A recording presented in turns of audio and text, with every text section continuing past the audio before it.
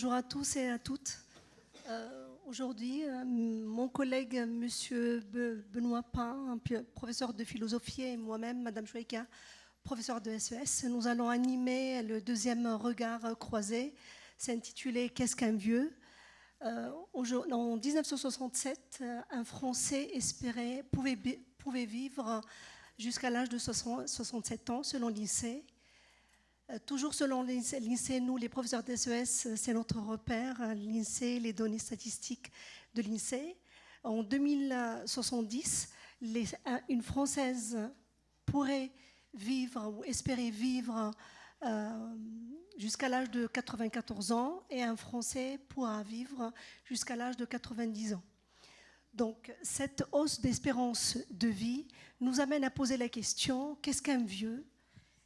Et pour répondre à cette question, nous aurons une réponse qui combine trois approches. Une approche philosophique grâce à la présence de Madame Lamarne Paula, inspectrice générale de l'éducation, du sport et de la recherche, groupe philosophie. Monsieur Serge Guérin, professeur de sociologie. Et monsieur Jean-Marc Borello, fondateur et président du directoire du groupe SOS. Donc il s'agit d'une réponse pluridisciplinaire, à la fois philosophique, économique et sociologique. Alors essayons tout de même de problématiser cette question. Qu'est-ce qu'un vieux ? Tout d'abord, les vieux constituent une catégorie sociale dans nos sociétés avec des caractéristiques nouvelles, économiques, sociales, mais également environnementales, sanitaires.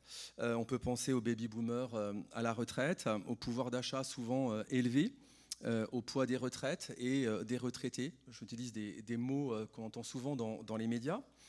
Mais malgré cette présence massive du vieux, le vieux semble appartenir à une catégorie sociale que l'on n'aime pas. La norme sociale reste la jeunesse, il faut être beau le plus longtemps possible. Je pense au directeur de L'Oréal qui était là ce matin. Ne pas être ringard, célébrer l'innovation, être tout au plus un senior, mais pas un vieux. Le vieux serait donc inutile. Pourtant, il nous semble que dans notre société, le vieux, que ce soit directement ou indirectement, est un acteur économique et social. De plus, quelle que soit l'époque, le vieux s'est toujours regardé et s'est toujours défini lui-même. Et justement, dans cette définition de lui-même, à travers un âge de la vie, le vieux, est-ce qu'il n'y aurait pas ici des nouveautés que lui apporterait la vie elle-même, comme par exemple le statut de retraité, le statut de grand-parent, mais également la prise en charge de la dépendance et je pense plus précisément au concept de l'aidant naturel. Et certains même continuent à travailler selon de nouvelles modalités qu'on pourra discuter. Et je vous propose donc comme problématique, le vieux est-il si déconsidéré que cela ? Et qu'apporte à l'individu le fait de vivre cette dernière période de la vie ? Et donc, on peut donc passer à une première série de questions, chers collègues. Alors, la première question, qu'est-ce qui caractérise la vieillesse aujourd'hui ? C'est une question qu'on pose aux trois intervenants. S'il vous plaît. Vous avez des micros devant vous, comme ça vous êtes libre. Vous avez des micros sur la table. Bon, visiblement, il faut que je démarre. Oui, parce que moi, le spécialiste, peut-être. Alors, qu'est-ce qui caractérise la vieillesse aujourd'hui ? C'est nous qui la caractérisons, d'une certaine manière. Hein. Donc, c'est le regard que l'on peut porter. Alors, le « on » étant très, très, très, très multiple. Par exemple, dans une crèche, un bébé de 2 jours, quand il voit un bébé de 4 jours, il se dit « Putain, celui-là, il est 2 fois plus vieux que moi ». Vous voyez, donc déjà, il peut y avoir même dans une crèche des... Et alors, je ne vous dis pas pour la personne dont le métier est d'être dans la crèche. Voilà. C'est amusant. Vous êtes, je sais pas, vous avez suivi exactement la même formation, puis l'une, au même âge, va aller dans une crèche pour travailler, et l'autre va aller dans un EHPAD. Les deux ont 22 ans. Avoir 22 ans dans une crèche, vous êtes plutôt la super vieille.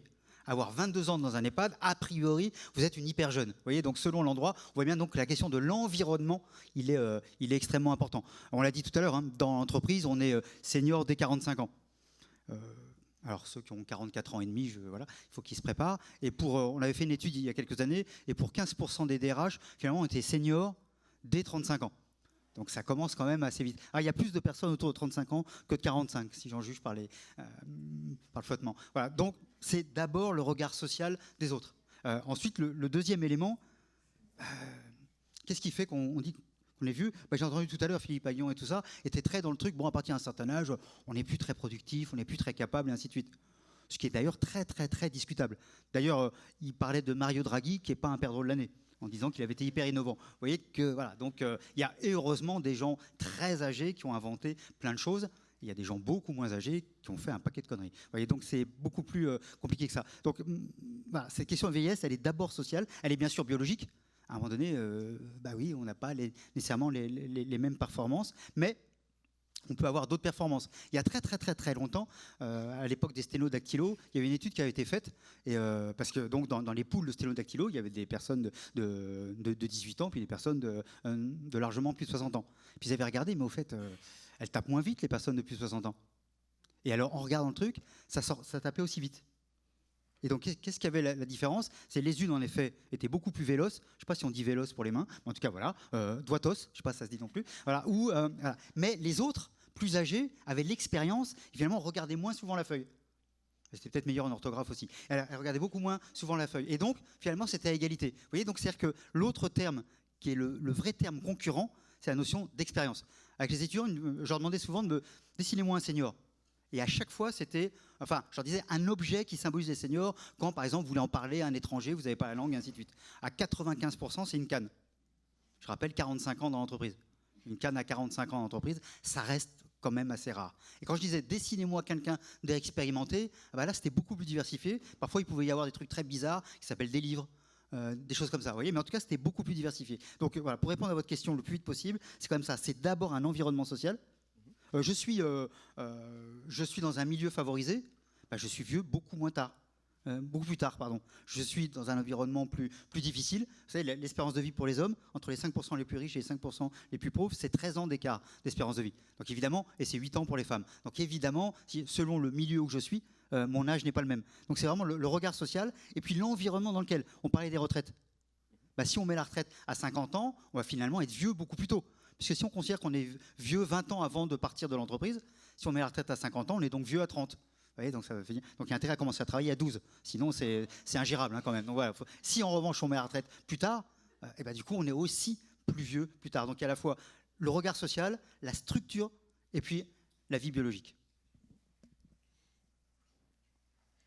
Si on dit qu'est-ce qu'un vieux, ça veut dire qu'on a quand même des critères qui nous permettent de dire qu'un tel, il est vieux parce qu'on a une idée de ce qu'est le vieux. Alors là, Serge vient de souligner le caractère extrêmement relatif de notre regard sur une définition possible du vieux. Néanmoins, et tu avais raison de souligner quand même la dimension biologique, il y a quand même, je dirais, un champ qui est le champ de la médecine, et des soignants en général, où quand même il y a des données biologiques du vieux, qu'on le veuille ou non. Parce que, bien sûr, nous observons les signes ordinaires du devenir qui s'opère en nous. Des cheveux blancs, de la calvitie, des rides, de ce qu'on veut.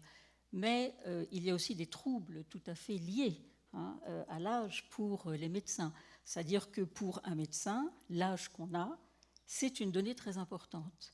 Et on va dire, grosso modo, pour tout ce que j'ai pu lire de littérature médicale sur la question, à partir de 60 ans, il y a un signe, c'est une donnée, c'est un paramètre très important. J'ai un médecin du SAMU, il entend un patient qui a mal dans la poitrine, il a 62 ans et il est fumeur, il dit « ce sont 2 facteurs de risque, je viens ».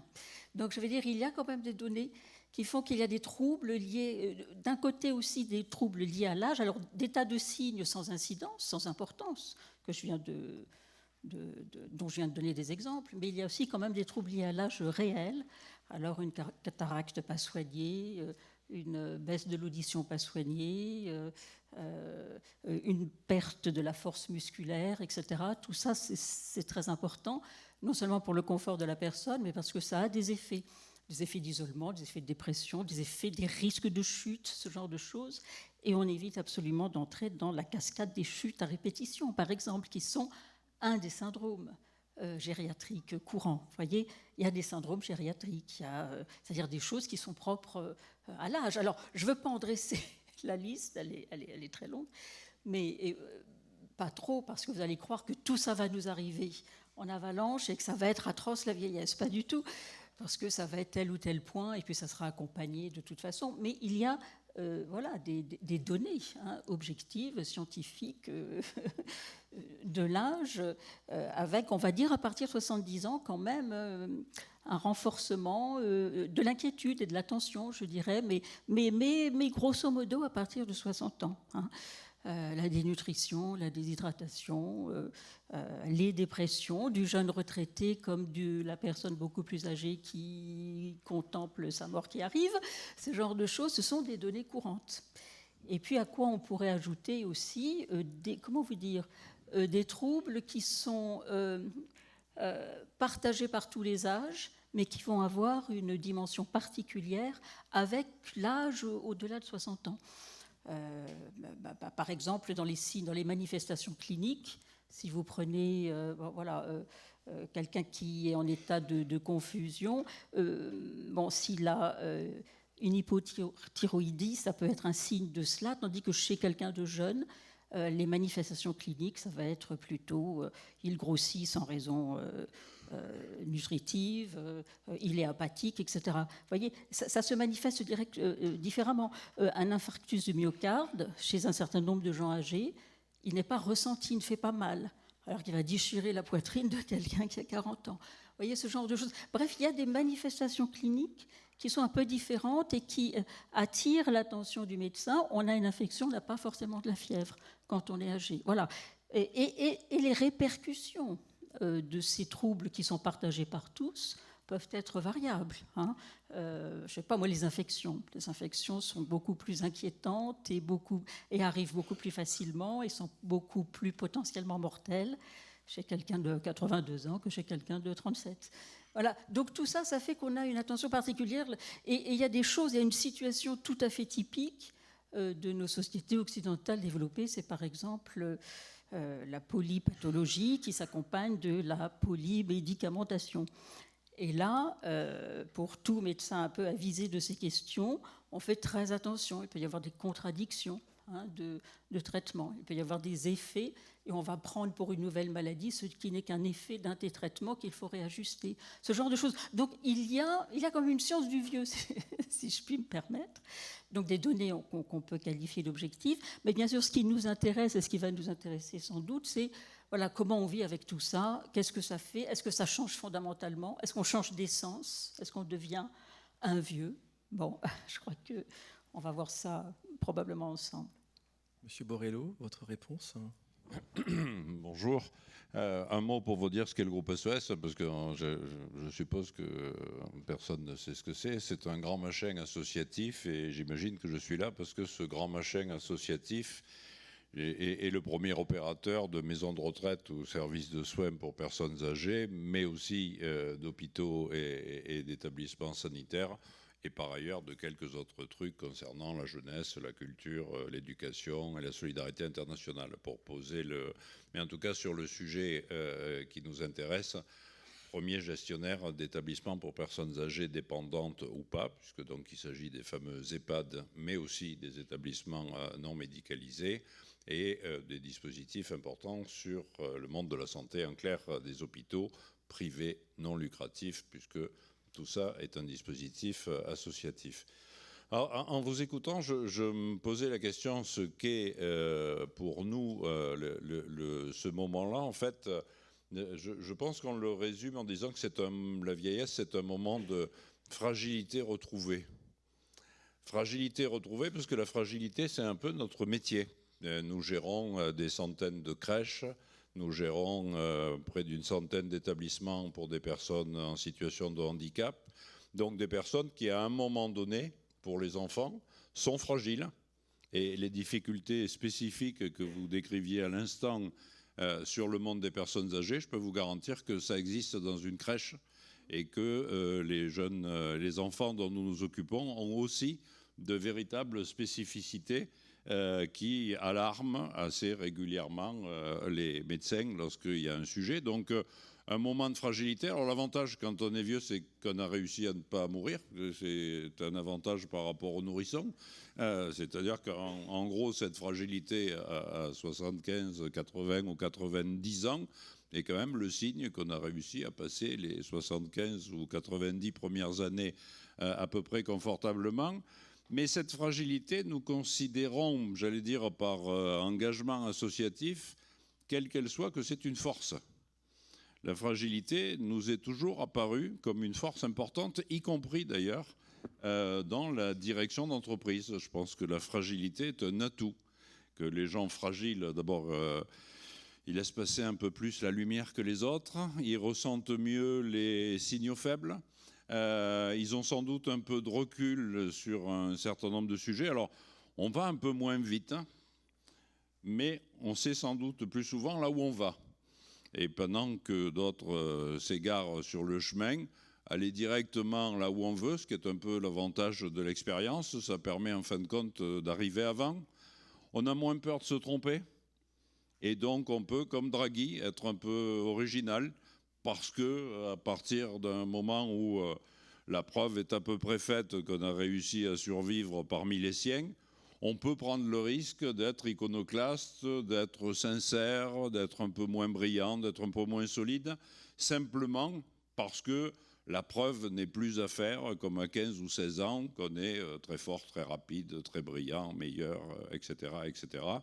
Et donc je pense que ce moment de fragilité, alors on le vit dans nos établissements pour personnes âgées, alors rassurez-vous, tout ne ressemble pas à Orpea, et il existe aussi des dispositifs où on se préoccupe exclusivement de la santé des gens dont on s'occupe, et pas simplement de leur santé physique, parce qu'il y a un vrai sujet qui est la perte d'autonomie. Un EHPAD, c'est un établissement qui accueille des gens qui sont en situation de perte d'autonomie. Alors on peut, et c'est aimable du point de vue des prévisions budgétaires, dire qu'il ne faut pas faire que des EHPAD. La réalité, c'est qu'aujourd'hui, l'entrée en EHPAD, quand on a commencé, elle était autour de 80 ans. On est aujourd'hui à 84 ou 85 ans. Compte tenu de la démographie, il faudra des centaines de milliers de places de plus dans des EHPAD, parce qu'à un moment donné, la perte d'autonomie, ça veut dire une présence 24/24, et ça ne se fait pas uniquement dans le domiciliaire, parce qu'il faudrait 4 personnes à temps complet pour s'occuper d'une personne. Et sur les 4, il faudrait qu'en permanence, il y en ait une qui soit infirmière. Enfin, ça devient un peu complexe. Donc oui, il y aura ces moments de fragilité. Est-ce que ces moments de fragilité sont forcément des moments dans lesquels on ne sert plus à rien ? Je ne le pense pas. Et tout l'enjeu, pour nous, c'est à peu près évident, parce qu'on gère des structures dans lesquelles des personnes lourdement handicapées, chaque semaine, donnent leur avis sur le fonctionnement de l'établissement, sur les règles qu'elles veulent voir changer, parce que c'est le principe de l'organisation d'une collectivité. Ce sont des lieux de vie, ce ne sont pas des lieux de soins, contrairement aux hôpitaux. Ce sont des lieux dans lesquels les gens vivent, ils sont chez eux, et donc ils doivent pouvoir donner leur point de vue sur l'heure à laquelle on déjeune, l'heure à laquelle on dîne, ce qu'on veut faire de ses loisirs, etc. Et ça, on arrive à le faire avec des gens très âgés, qui sont d'autant plus heureux d'être là, qui sont encore actifs.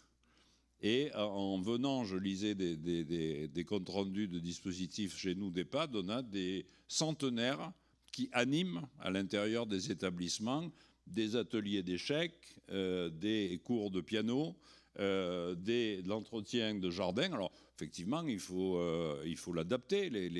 L'agriculture se fait plutôt dans des dispositifs à hauteur d'homme ou à hauteur de fauteuil pour qu'on ne soit pas obligé d'être plié en deux. Mais il y a tous ces sujets. Et globalement, cette fragilité, c'est un moment qui peut être un moment de bonheur et un moment d'utilité aux autres. Donc je serai, moi, plutôt, évidemment, bientôt concerné, puisque j'ai bien compris que d'après l'INSEE, je serai mort. Voilà. Donc comme j'ai le privilège d'avoir dépassé le moment où à 67 ans, on était mort, je me dis que tout ça, c'est durable et qu'il faut en profiter. Et aussi longtemps qu'on est utile, pas utile, pas au niveau de M. Draghi, mais utile à son voisin, utile à ses petits-enfants, utile à son voisin de chambre, utile aux générations d'après en essayant d'écrire ou de transmettre, ça donne une envie de vivre qui est largement motivante. Je propose de passer à la deuxième question.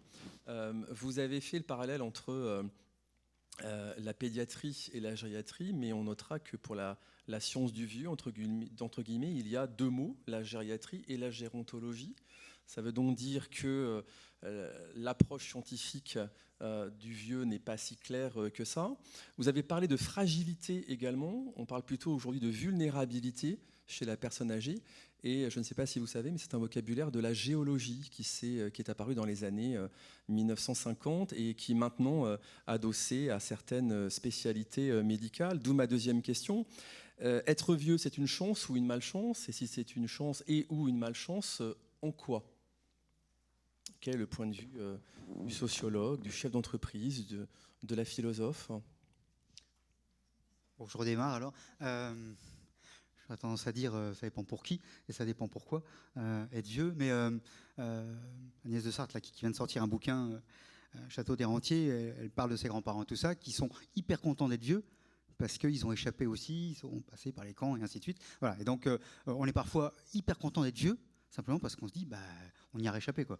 Donc voilà, c'est un peu ce que tu disais sur l'histoire après 67 ans. Donc il y a quand même cet élément-là qui est quand même extrêmement important. Je me souviens, une fois, il y a très très longtemps, j'intervenais devant ce qu'on appelle toujours d'ailleurs des députés, des gens qui sont normalement élus et relativement travailleurs, responsables. Enfin, je parle d'un autre temps, hein, c'était avant. Voilà. Et je leur avais dit, c'était oui, mais c'est un problème, l'âge et tout ça.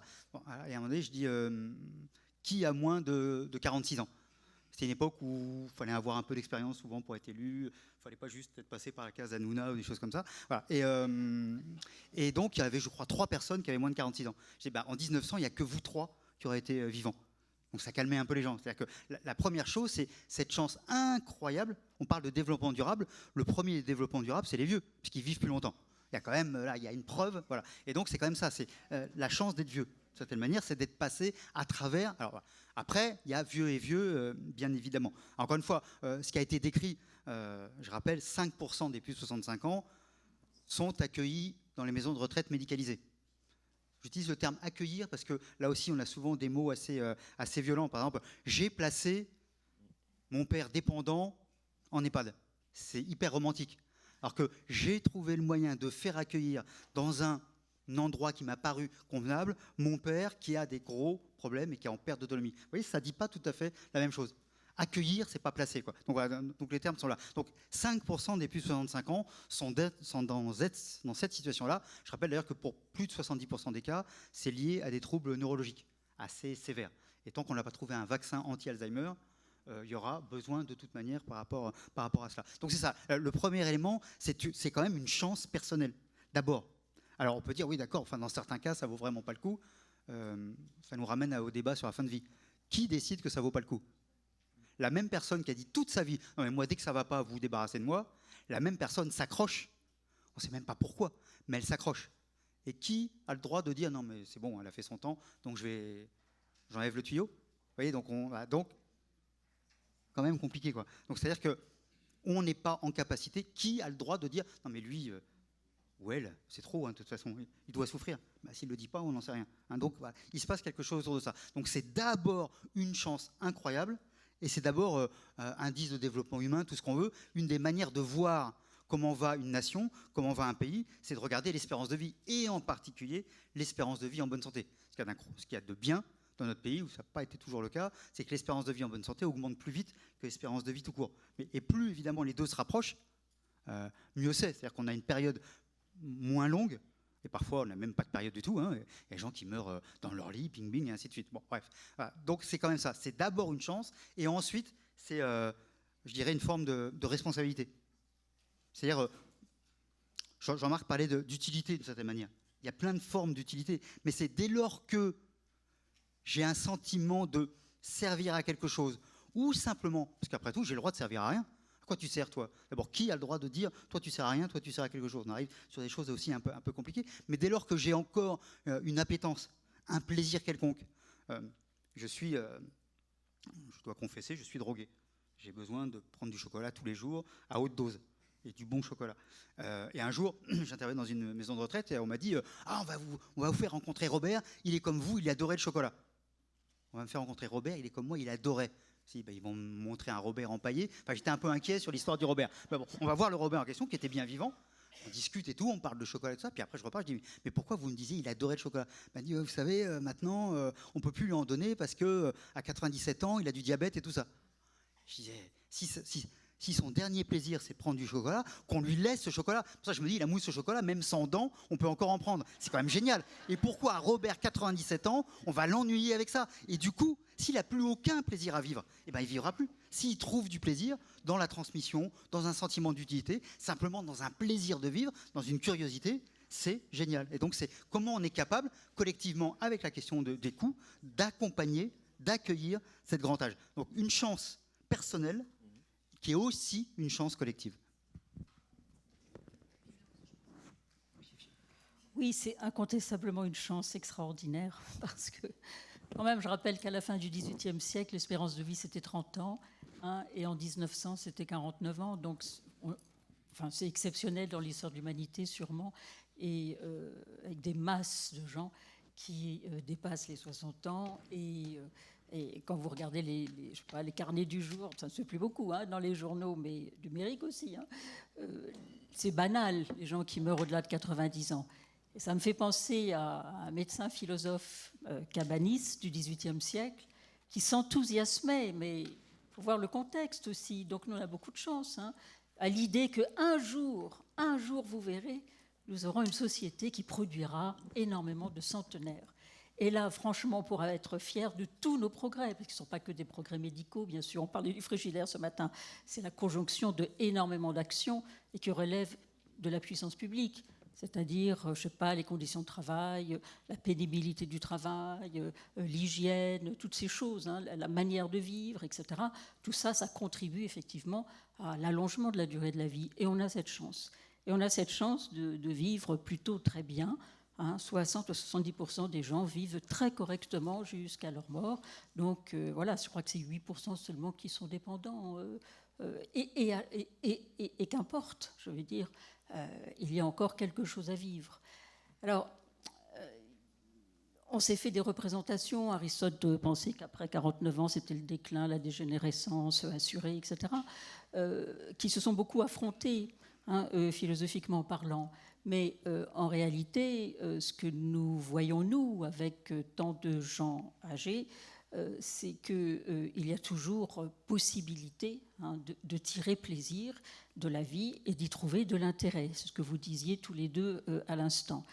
Cela étant, je reconnais volontiers que la situation est extrêmement ambiguë. On ne va pas idéaliser extrêmement ambiguë parce que mettons, le passage à la retraite, c'est quand même, on ne peut pas le nier, un moment très difficile pour des tas de gens. Un grand soulagement si on a eu un métier, par exemple, pénible. Ça, c'est pas la même chose pour tout le monde, je sais bien. Un métier pénible et mal payé, on n'a qu'une hâte, c'est de s'en débarrasser. Si on a adoré ce qu'on faisait, si une grande partie de son identité était dans son travail, le passage à la retraite, c'est un vrai déchirement et c'est source de beaucoup de désarroi, voire de dépression. Et c'est accompagné, même en entreprise, je crois savoir. Il y a des séances d'explication de ce qui va vous arriver moralement quand vous prendrez votre retraite. Donc c'est très ambivalent, parce qu'en même temps, on sait aussi que c'est la dernière étape. On entre dans la dernière étape de la vie. Cela étant, cette dernière étape, elle est plurielle, elle est tout à fait fragmentée, comme le disait Pierre-Henri Tavoyot ce matin. On a une vieillesse plurielle, il y a des étages, si je puis dire, dans la perte éventuellement de capacité ou la prévalence d'un certain nombre de maladies. Mais tout ça pour dire que oui, c'est quand même très ambivalent. Et puis, arrivé à un certain âge, on l'observe bien, un isolement progressif, malheureusement. Parce que ce qui maintient, je crois, véritablement puissamment en vie, vous le disiez tout à l'heure, c'est quand même le relationnel. C'est d'être parmi les autres. Or, il est certain que des milliers de gens, à partir d'un certain âge, même assez tôt, sans doute,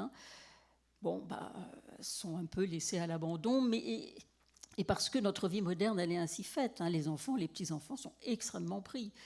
Donc on n'a pas, voilà, on n'est plus dans des sociétés où on est très entouré. Le quartier, la famille extrêmement large, extrêmement diversifiée, des strates à l'intérieur d'une même maison, etc.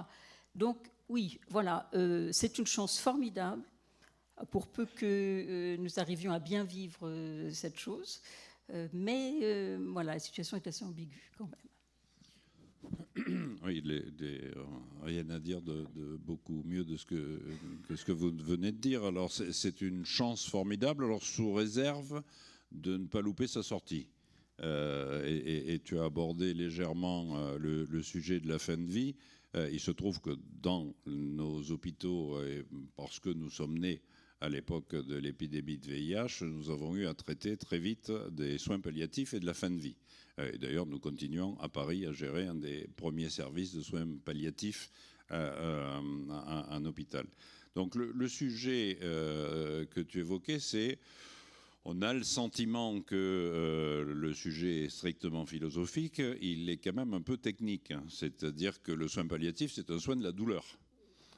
Et on voit très régulièrement, ce qui peut paraître un peu surprenant dans sa présentation, chez nous, nous avons en soins palliatifs des séjours de répit.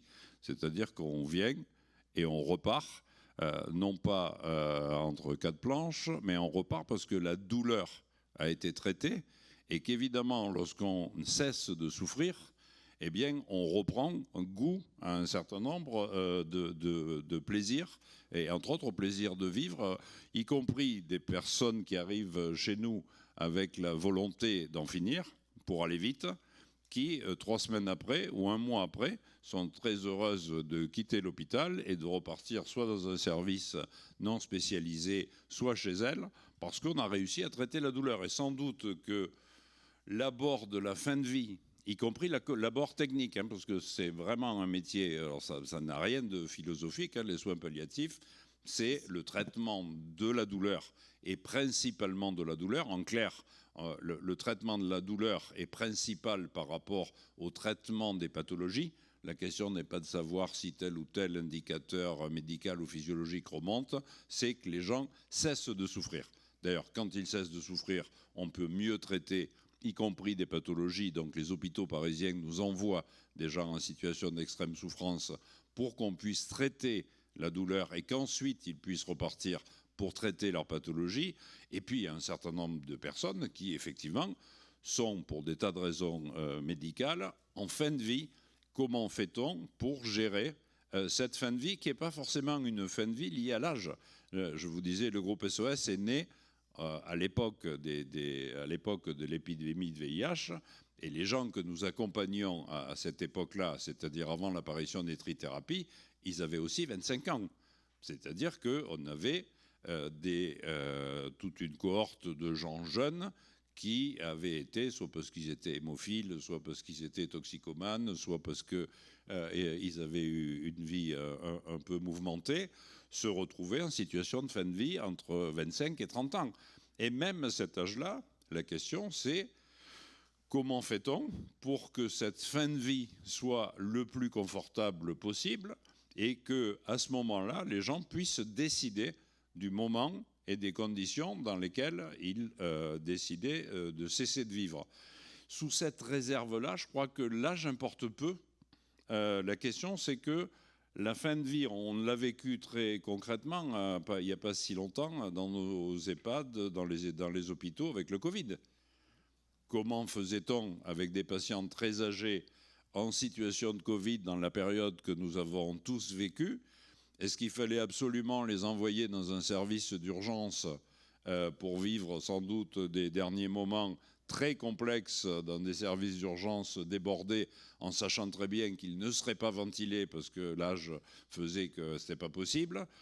Ou est-ce qu'il valait mieux traiter avec un service de soins palliatifs à domicile dans les EHPAD qui leur permettait de finir tranquillement leur vie sans être trimballés entre une ambulance et le couloir des urgences qui était par ailleurs submergé de patients? Et donc, ça voulait dire qu'on pouvait lancer entrer la famille, parce qu'à ce moment-là, on s'en fout, et qu'on n'a plus de sujet à partir du moment où on sait que c'est la fin, il n'est pas question d'isoler. Donc on a pris des positions pas très médicales, C'est-à-dire qu'on n'a pas isolé complètement les gens dont on savait qu'on était à la fin et on a permis aux familles d'entrer pour éviter que les gens ne décèdent seuls dans des conditions épouvantables. Donc, encore une fois, le fait de maîtriser la technique, si elle est au service d'une philosophie, ça peut permettre aussi de ne pas avoir ce couperet qui pourrait faire qu'en fin de compte, ce n'est pas une chance de vieillir, mais qu'on s'approche de quelque chose de très complexe.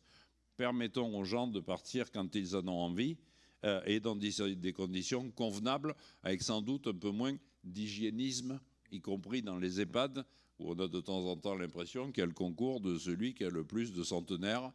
Très franchement, 99 ans et 6 mois, c'est pas mal aussi. Si ça se termine bien, on n'est pas obligé de pousser à 100 ans et une journée pour le plaisir de battre des records si les conditions de confort ne sont pas les bonnes. Alors, Madame Lamarne, elle a évoqué le sentiment d'abandon, le fait qu'on ne vit plus dans la même société qu'autrefois, donc on n'est plus au sein de la famille au sens large du terme. Monsieur Borrello a évoqué aussi la souffrance, certaine solitude, ce qui nous permet de passer à la troisième question, qui est la suivante. La solitude est-elle une marque particulière de l'âge ?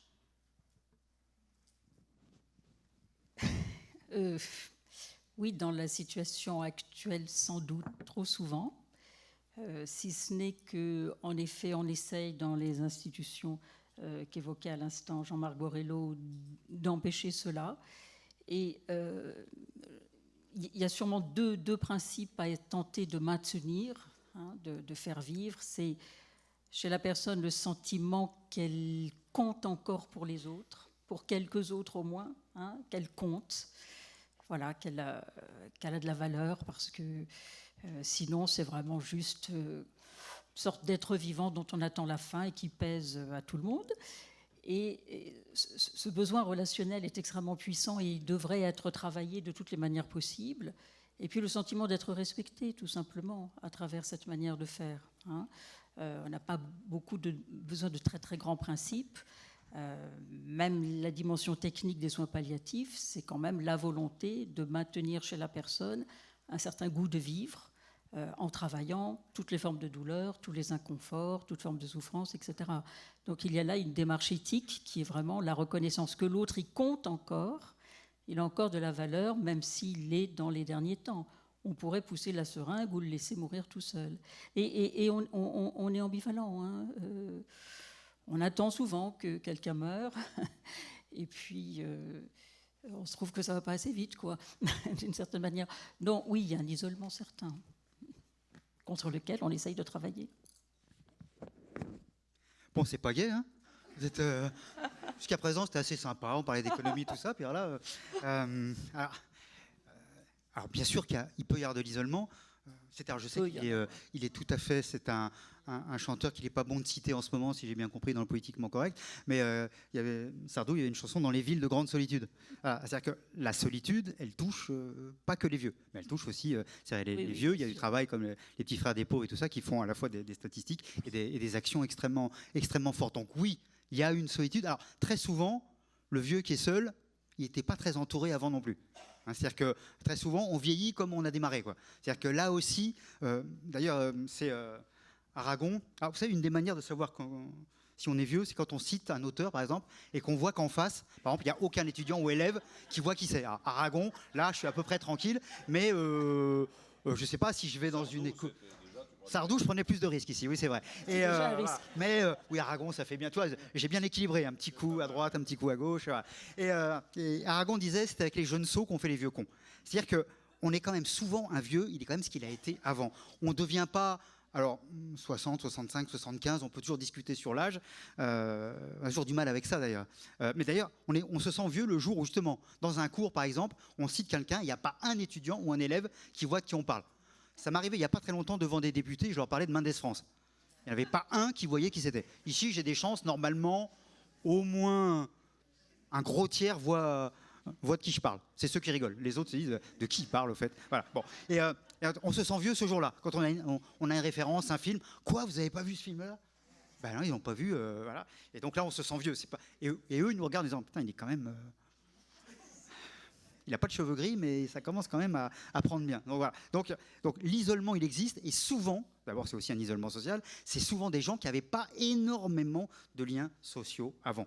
Et ça ne s'améliore pas en vieillissant. Ça pour le coup. Alors, vous parlez de la retraite. C'était assez triste là, au moment des manifestations sur la retraite, parce qu'il y a quand même un discours, c'est vivement la retraite pour être enfin heureux. Et je regardais tous ces gens, j'essayais sur le débat et tout ça, mais si vous n'avez pas été heureux avant, vous ne serez pas heureux après. Ça ne marche pas, ça, cette histoire. Si tu as été malheureux toute ta vie, tu vas continuer. C'est une carrière complète. En revanche, si on a été plutôt ouvert avec les autres et tout ça, on a des chances. Par exemple, les gens, moi je serais bénévole dès que je serai à la retraite. Si tu t'es jamais intéressé à qui que ce soit, ça ne va pas commencer à 62 ans un quart. C'est pas vrai. Ça ne marche pas comme ça. Et il aura peut-être plus le temps de regarder TF1 et tout ça. Est-ce que c'est bon pour le vieillissement? Je laisse à chacun. Là. Donc cet isolement, il est réel, mais il est d'autant plus fort qu'on vient de catégories sociales, et ainsi de suite, ou qu'on a eu une vie où on s'est finalement assez peu intéressé aux autres et les autres se sont assez peu intéressés à vous. Ensuite, il y a une situation aussi, souvent les femmes, parce que vous savez qu'elles sont beaucoup plus résistantes que les hommes.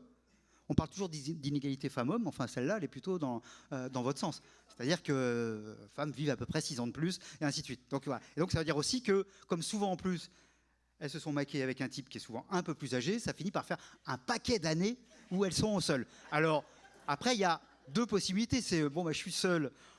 Alors, souvent, elles étaient seules avant parce qu'elles en avaient marre du mec et tout ça. Voilà. Mais une fois, dans une enquête que j'avais faite, j'avais dit, une dame m'avait dit, écoutez, moi, j'avais épousé mon mari pour le meilleur et pour le pire, mais je n'avais pas compris que c'était pour passer tous les déjeuners avec lui. Parce qu'à la retraite, c'est quand même ça. Et donc, elle n'en pouvait plus, elle l'a mis dehors. Voilà. Bon, et c'est-à-dire que, mais cette solitude, elle existe. Et surtout, si on a perdu l'autre membre du couple, ainsi de suite. Donc c'est vrai que dans un certain nombre de cas, il y a en effet cette solitude qui augmente. Et ça peut être d'ailleurs dans des lieux géographiques où il y a très très peu de monde, type les campagnes, mais souvent on sait où il y a une station dans le coin, ainsi de suite, ou dans des villes où souvent on se débrouille pour ne pas le savoir. Il y a un peu 2 éléments. Et du coup, on voit encore moins. Et finalement, ce qu'on voit aussi, c'est qu'un des éléments qui favorise ou qui permettent de lutter contre l'isolement, c'est vous, l'être humain, comment il s'est comporté, mais c'est aussi le tissu social de l'endroit où il est.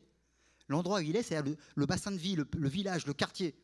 Le mot territoire, je demande un jour, mais tu as déjà dit une fois dans ta vie de quel territoire tu viens? Ce mot territoire, c'est quand même un mot techno. Non, c'est la ville, le village, le quartier, ainsi de suite. Il y a des quartiers, des villes, des villages où il y a des associations extrêmement présentes, extrêmement denses. Le Secours populaire, le Petit Frère des pauvres, le Secours catholique, plein d'autres. Qui sont d'ailleurs très très souvent animés par des vieux.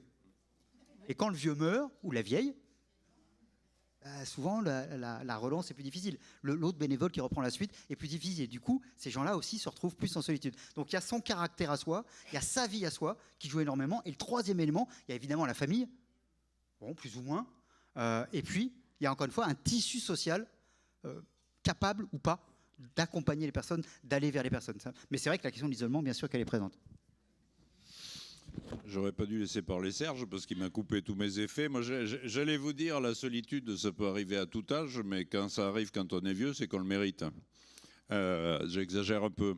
Effectivement, il y a l'endroit dans lequel on vit, l'organisation sociale qui peut favoriser ou pas. Moi, je connais des tas de personnes âgées de mon âge qui sont extrêmement mobilisées, qui font vivre des associations, des lieux culturels, qui s'occupent des autres, qui toute leur vie se sont occupés des autres et qui continuent à s'en occuper. Et objectivement, le fait de s'occuper des autres leur permet sans doute de relativiser le rhumatisme les jours de pluie, parce qu'il faut aller distribuer de la bouffe dans les restos du cœur ou dans les épiceries solidaires.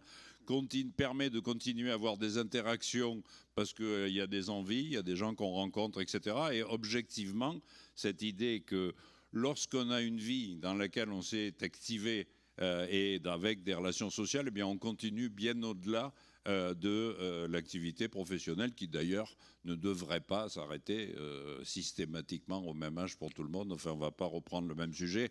Pour les gens qui adorent ce qu'ils font, qui sont très heureux et qui sont encore utiles, 62, 64, 68, on s'en fout. La question, c'est pour des gens qui ont une vie, un boulot très difficile et qui n'ont pas envie de faire. Eux, il faudrait effectivement qu'ils puissent s'arrêter à 55. Mais ça, c'est un autre sujet. En tout cas, continuer à avoir des relations sociales, continuer à être actif, continuer à s'intéresser aux autres, avec quelques particularités géographiques. Le groupe SOS a un programme rigolo depuis quelques années. On ouvre des bistrots dans des tout petits villages. Donc il y a un programme qui s'appelle 1000 cafés, et on ouvre des cafés dans des villages où il n'y en avait plus. Alors ce sont des cafés, épiceries, point presse, etc., dans des villages de 800, 900, 1000 habitants.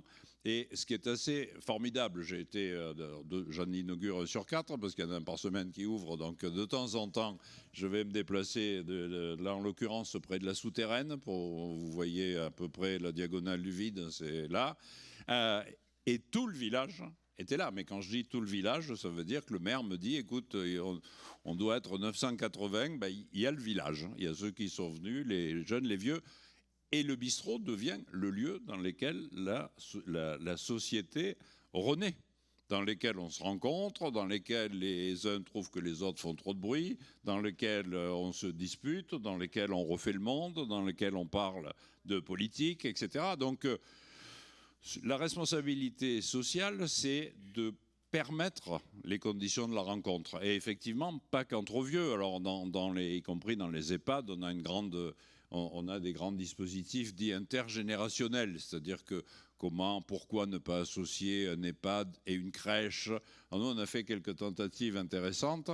La première, il y a fort longtemps, on avait donc dit la crèche et l'EHPAD, et puis la juxtaposition des règlements sanitaires a fait que pour que les deux puissent fonctionner réglementairement, il fallait qu'on mette une vitre. Donc c'était assez sympa, il y avait des gosses qui voyaient des vieux derrière une vitre et des vieux qui voyaient des gosses à travers.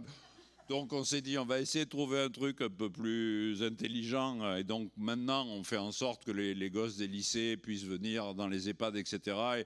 Et les personnes plus âgées racontent des histoires, on travaille la mémoire, enfin on fait en sorte que les choses bougent comme ça. Mais encore une fois, il n'y a pas de spécificité. Si on joue notre rôle d'organisation sociale et que les lieux existent, il n'y a pas de fatalité à ce que les vieux soient en situation de solitude. Encore faut-il leur permettre de continuer à s'intéresser aux gens et puis considérer aussi qu'il y a une part de responsabilité individuelle, parce qu'à partir d'un moment dans la vie, si on est vieux, c'est qu'on doit faire chier. Et si on est seul, c'est qu'on doit faire chier tout le monde. Et on peut donc essayer de rester en situation de relations sociales en étant un peu moins emmerdant que la moyenne. Dernière question, peut-être un peu provocatrice, si vous me permettez. Quand nous avons préparé cette table ronde, on s'est rendu compte qu'il y avait très peu d'écrits philosophiques sur la vieillesse, ou du moins me faisait remarquer Madame Lamarne, Cicéron, Sénèque, et dans l'époque contemporaine, Simone de Beauvoir, mais très peu de philosophes se sont vraiment intéressés à faire un traité sur la vieillesse. Et donc, question provocatrice, la vieillesse est-elle insignifiante ? Et j'ose, le vieux est-il un être humain comme un autre ? Alors d'abord, c'est un être humain comme un autre pour la simple raison qu'il ne sent pas les césures. Aucun d'entre nous ne sent les césures de la progression de la vie. Enfin, c'est le même moi qui continue, qui se transforme, qui s'ajuste aux circonstances, à l'expérience, aux événements de la vie, etc. Donc il y a de toute façon toujours moi. Certains diront je suis vieille, bon, sûrement. Mais moi, je suis toujours moi. On ne voit pas Soulages à 100 ans arrêter de peindre. Montaigne refait, réécrit ses essais indéfiniment. On ne voit pas quelqu'un animé par une passion, le bricolage, le jardinage, etc., s'interrompre. Autrement dit, oui, le vieux est un individu comme les autres qui continue à prendre la vie à bras le corps en fonction de ses intérêts. Et je disais tout à l'heure du plaisir qu'il trouve encore à la vie, naturellement. Et ça se renouvelle constamment. Et c'est vrai tout le temps. Alors, est-ce que la philosophie a négligé ça ? Enfin, je ne crois pas, en tout cas sûrement pas dans l'Antiquité. Hein. On a un beau traité de Cicéron qui fait parler Caton l'Ancien, qui donne toutes sortes de raisons de trouver la vieillesse magnifique. Bon, et puis il y a d'autres courants, je ne vais pas vous embêter avec ça, il y a d'autres courants qui au contraire disent mais non, c'est dégénérescence, etc. Ce qui est peut-être peut-être le plus intéressant sont les témoignages, parce que les philosophes ont abordé la vieillesse, je pense par exemple aux stoïciens, je pense à Sénèque, son traité de la brièveté de la vie ou les lettres à Lucilius, par rapport à leur optique à eux, c'est-à-dire l'optique stoïcienne. Donc, qu'est-ce que je fais des effets de l'âge sur moi ? Et donc, c'est l'occasion d'exercer mon courage, ma vertu, etc. Mais peut-être ce qui est plus proche de nous, sans doute, c'est sûrement Montaigne, par exemple, pas au début, enfin quand il commence à devenir très très vieux, il a bien 52, 53 ans, dans les derniers essais, lorsqu'il se regarde lui-même. et qu'il se regarde comme un individu âgé et que ça lui est complètement égal et qu'il se regarde avec une très tendre lucidité. Il dit mais tout le monde dit que je suis un vieillard sage et tranquille, mais c'est pas du tout parce que je suis vertueux, c'est parce que c'est mon tempérament. C'est parce que j'aime la vie comme ça. Je n'aime pas les excès, je n'aime pas les histoires, je n'aime pas les palabres. Et même si je dois mourir, je voudrais bien mourir seul, qu'on me fiche la paix. Bon, vous voyez, donc c'est plutôt... oui, on s'intéresse aujourd'hui à la vieillesse quand même dans la philosophie contemporaine. On a eu M. Tavoyot ce matin. Mais plutôt sous l'angle effectivement du statut, du regard par rapport à la société et comment faire en sorte que le vieux ne soit pas considéré comme la chose à mettre au rebut, quoi. Et comment faire en sorte de continuer à vivre. Mais à vrai dire, il n'y a pas tellement de leçons à donner, il suffit de voir comment on vit. C'est-à-dire qu'on traverse les âges de la vie, lesquels sont artificiellement posés par les autres qui nous regardent. Et il faut bien sûr une organisation du temps, il faut bien aussi une organisation de la société, il faut bien qu'on s'arrête de travailler de manière rémunérée, dans une entreprise, etc. Mais on continue à travailler, l'intellectuel travaille sans arrêt. Et on travaille tout le temps, finalement, mais selon des modalités nouvelles. C'est-à-dire, on s'active, on fait des choses. On fait les choses en fonction de ce qu'on aime. Et puis on n'en a rien à faire, c'est pas grave. Si on ne s'active pas au sens de s'agiter en tous sens. Le gars qui aime regarder TF1, tant mieux. Je ne me gêne pas, moi. Vous voyez ce que je veux dire? Tant qu'il y a de l'intérêt à la vie, oui, le vieux est un individu comme les autres.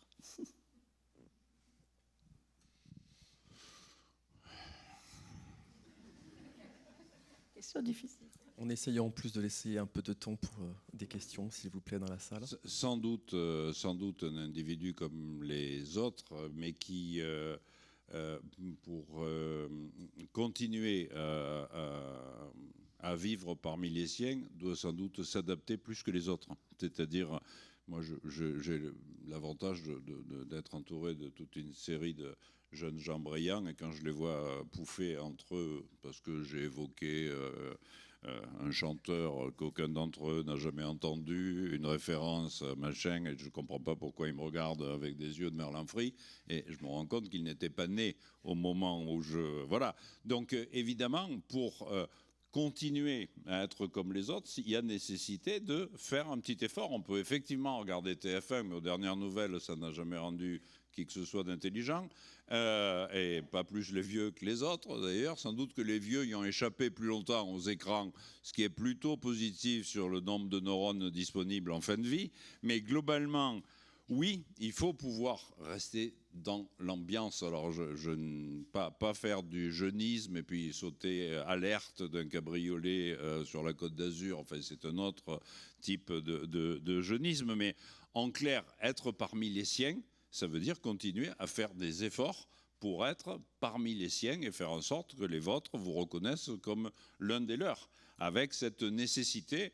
Mais objectivement, on n'a jamais eu autant besoin de tout le monde, et y compris dans l'entreprise, pour en dire un mot quand même, dans une entreprise, l'expérience, le savoir-faire, le fait de rassurer, le fait de transmettre le bon sens par rapport au PowerPoint et aux machins extraordinaires qu'ils ont tous appris dans les business schools, et ces 48 pages de chiffres dans lesquels les seuls chiffres qui sont à peu près justes sont le numéro des pages, mais qui vous permet de dire, écoute, ça a l'air formidable, mais je sens pas le truc, et en fait, on va pas le faire, parce que, voilà, ça, c'est peut-être aussi l'utilité des vieux par rapport à des emballements qui, quelquefois, ne sont pas toujours tous jugés de bon sens.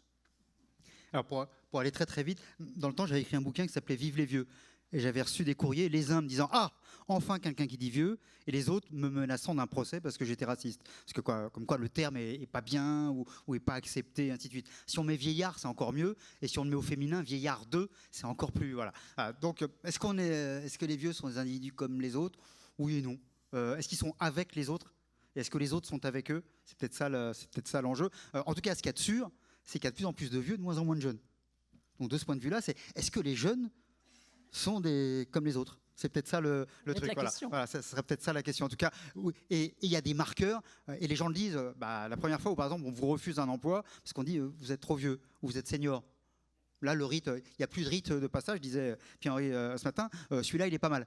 Voilà. Donc il y a aussi des rites de passage, mais qui sont souvent des rites d'exclusion. Il y a le passage à la retraite. Alors j'espère super à la retraite, puis je vous l'ai dit. Puis parfois, en fin de compte, Gérard, que j'ai détesté pendant 20 ans, bah, il me manque. Parce qu'en fait, les gens que je voyais, c'était aussi souvent les gens d'entreprise, ainsi de suite. Donc il y a à la fois des moments où on renvoie dans la gueule qu'on est vieux. Or ça peut être... t'es né en 2001, et tu dis, oh non, mais ceux de 99, c'est vraiment des vieux. Ils sont du 20e siècle. Voyez, donc par exemple, donc voilà, vous pouvez avoir ça. Donc voilà, il y a plein d'éléments. Donc c'est à la fois oui et quand même non. On est quand même les vieux. Alors, encore une fois, à quel âge sont pas nécessairement comme les autres, et les autres sont pas nécessairement comme des vieux. Mais parfois ils le sont. Hein, on a tous, et vous avez des étudiants, des scolaires qui à 15 ans, un quart, font déjà hyper vieux, quoi. Et puis d'autres, voilà, qui à 85 ans sont une autre référence. Françoise Sagan. 3, 5, 7 personnes qui connaissent. Voilà. François Sagan disait il y a des gens qui naissent jeunes et des gens qui naissent vieux. Il y a ça aussi. Alors, Il nous reste 5 minutes. Il nous reste 5 minutes juste pour conclure avec une question ouverte. On n'attend pas la réponse, mais juste puisque vous parlez d'un effort d'adaptation, il faut faire l'effort pour rester avec les autres et vivre avec les autres. Faut-il alors penser à socialiser, qui est un thème fidèle aux sciences économiques et sociales? Faut-il repenser la socialisation des vieux dans cette société actuelle, cette société du numérique? Quand on parle de PowerPoint à côté de moi, ça me laisse réfléchir sur la question de la socialisation des vieux. Faut-il la repenser? Est-ce qu'il y a une autre question dans la salle? Madame, devant.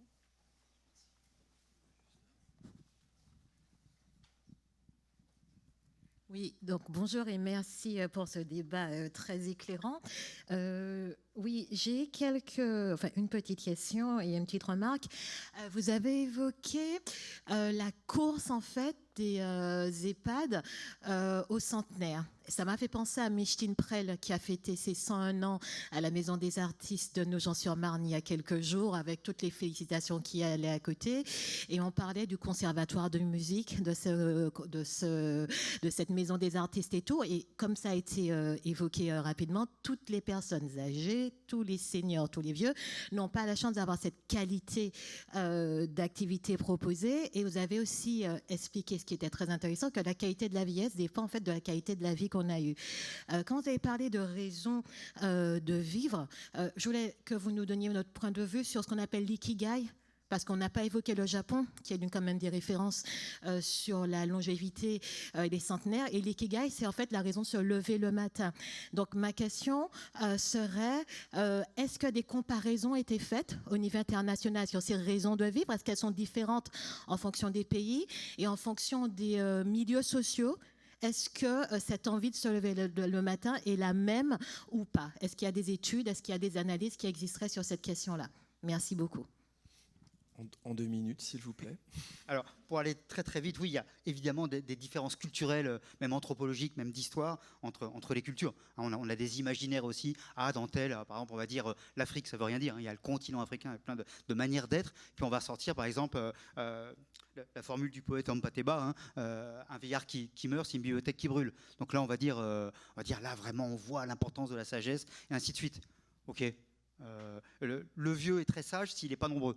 Il y a aussi ça. S'il commence à y avoir beaucoup de vieux, ça devient aussi plus compliqué. Puis là encore, c'est plutôt le vieux plutôt que la vieille. Voilà, donc il y a des endroits comme ça. Il y a aussi d'autres endroits, d'autres cultures. Par exemple, chez les Inuits et tout ça, vous marchez, et puis le jour où il y a un qui est âgé qui tombe, et la tradition, c'est on ne le ramasse pas. Il va mourir. Et puis ça fait partie du jeu. Il y a d'autres traditions où on le sentait, sans même qu'il y ait, comme nous avec un système des retraites, pas de normes, c'est pas dit. Mais à un moment donné, dans certains villages indiens et tout ça, à un moment donné, la personne sent que c'est le moment. Et elle part seule. Elle monte sur la montagne et elle va mourir toute seule. Et ça fait partie du jeu. Donc voilà, donc on voit que la culture joue énormément. Après, il y a un rapport aussi très, très fort sur le corps, sur le regard. Par exemple, rien qu'en Europe, entre l'Europe du Sud, où l'aspect physique est hyper important, il ne faut pas faire vieux, et les pays du Nord, où l'aspect physique, on s'en fiche un peu, il faut faire d'une certaine manière. Ce qui compte, c'est pouvoir continuer de faire. D'ailleurs, dans l'emploi, c'est exactement pareil. On a beaucoup investi dans les pays du Nord sur permettre à des gens âgés de continuer de travailler.